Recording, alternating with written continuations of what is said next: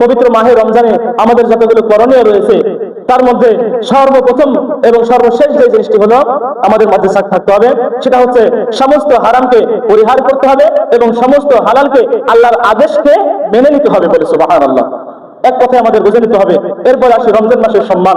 আমরা অনেকেই সম্মান করি না, মর্যাদা করি না, কিন্তু যদি আপনি শুনেন যে এই পবিত্র রমজান মাসে সম্মান করলে কত মর্যাদা পাওয়া যায়, সত্য একটু ওকে বললে আপনি আমি বুঝতে পারবো। নুজহাতুল মাজালিস কিতাবের মধ্যে 136 পৃষ্ঠার মধ্যে একটি ঘটনা বর্ণনা করা হয়েছে। বুখারা শহরে একজন অগ্নি পূজারী ছিল, হিন্দু ব্যক্তি ছিল।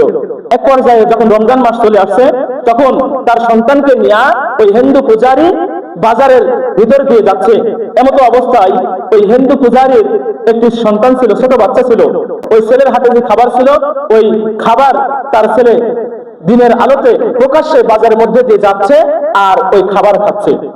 এমন অবস্থা দেখে অগ্নি পূজারী তার ছোট্ট সন্তান মানা করতেও পারতেন, কিন্তু মানা করলেন না, সঙ্গে সঙ্গে তার গালে 2টা থাপ্পড় বসাই দিলেন বলে সুবহানাল্লাহ। মানুষেরা তাকে জিজ্ঞাসা করলো, আপনি তো হিন্দু, আপনি তো অগ্নি পূজারী, আপনি কেন আপনার সন্তানকে মারলেন? আপনাদের উপর তো রোজা ফরজ না, আপনারা তো রোজা রাখবেন না, কেন বহা করলেন? ওই হিন্দু ব্যক্তি বলছে, আমি জানি এই পবিত্র মাহে রমজানের সম্মান করার কথা আল্লাহ রাব্বুল আলামিন বলেছেন বলে সুবহানাল্লাহ।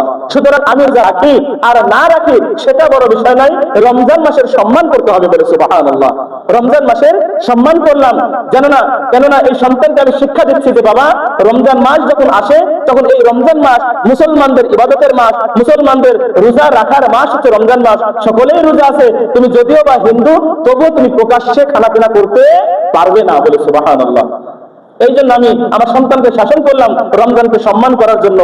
আর আজকে আমাদের জামানায় দেখা যায় হিন্দু তো হিন্দু, মুসলমানরা পর্যন্ত প্রকাশ্যে খানাপিনা করে, বলেন ঠিক কিনা? অনেক জায়গায় দেখা যায় রাস্তাঘাটে চললে আল্লাহু আকবার কাবীরা। কবে আমরা বুঝবো? কবে আমাদের ভিতরে কবরের ভয় আসবে? কবে আমাদের ভিতরে মরণের চিন্তা আসবে? কবে আমাদের ভিতরে এই চিন্তা আসবে একদিন তো চলে যেতেই হবে, বাঁচার তো কোনো রাস্তায় নাই, ওই পারে গিয়ে কি জবাব দিব? এই চিন্তা না জানে আমাদের মধ্যে আল্লাহ রাব্বুল আলামিন কবে দান করবেন? আমরা সকলেই তাদের জন্য হেদায়েতের জন্য দোয়া করব যেন আমরা সকলেই আল্লাহর সন্তুষ্টিপূর্ণ বান্দাবান্দি হতে পারি এবং মাহে রমজান রোজা রাখতে পারি। সকলে বলি আমিন। ওই হিন্দু পূজারী যখন মৃত্যুবরণ করলো, মৃত্যুবরণ করার পরে কিতাবের মধ্যে বর্ণনা করা হয়েছে, যখন মৃত্যুবরণ করে একজন ফকিহ ব্যক্তি যিনার কাশফের দরজা খোলা ছিল, তিনি ওই ব্যক্তিকে স্বপ্নের যুগে দেখছেন যে ওই হিন্দু পূজারী ব্যক্তি জান্নাতি হয়ে গেছেন বলে সুবহানাল্লাহ। আশ্চর্য, কি ব্যাপার?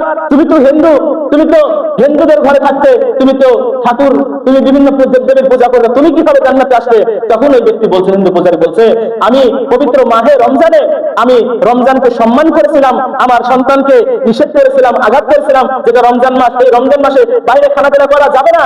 সুতরাং রমজান মাসকে যে সম্মান করেছিলাম, আমি যখন মৃত্যুবরণ করি, মৃত্যুবরণ করার একটু আগে আল্লাহ রাব্বুল আলামিন আমাকে কালিমার দাওয়াত দিয়ে আমাকে ঈমানের দৌলত দান করেছেন, আমাকে ঈমান সহকারে আমাকে মৃত্যুবরণ করাইছেন এবং রমজান মাসের সম্মানার্থে আমাকে জান্নাত দান করেছেন বলে সুবহানাল্লাহ। সম্মানিত উপস্থিতি, তাহলে একটাবার চিন্তা করি তো, একজন হিন্দু হওয়ার পরেও সারা জীবন যদি অগ্নি পূজারি করার পরে যদি রমজানকে সম্মান করার কারণে যদি ওই ব্যক্তি জান্নাতি হয়ে যায়, তাহলে আপনি আমি তো কালিমা পড়নেওয়ালা, নামাজ পড়নেওয়ালা, আমরা তো দাড়ি টুপি পড়নেওয়ালা, আমরা মুসলমান, আমরা যদি সম্মান করি তাহলে আমাদের মর্যাদা কত রয়েছে বলে সুবহানাল্লাহ।